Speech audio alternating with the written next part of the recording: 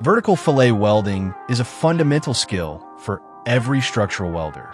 It's actually one of the simpler welding methods once you understand the technique. First, the angle of the electrode between the two plates should stay right in the middle.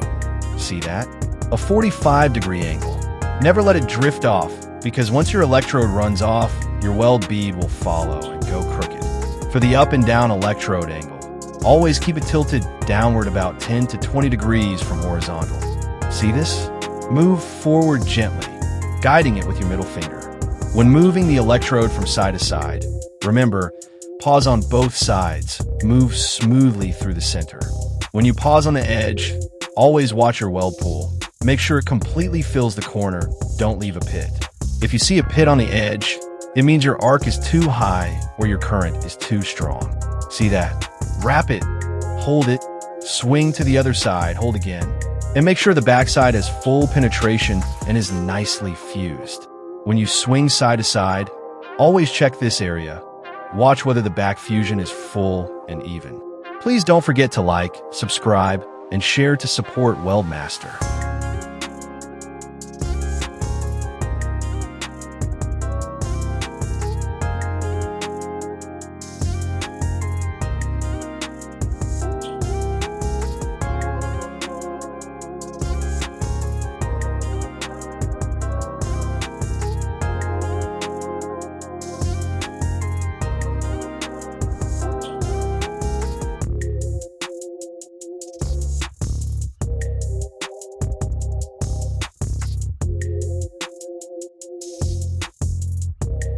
Add straight edge lines on both sides.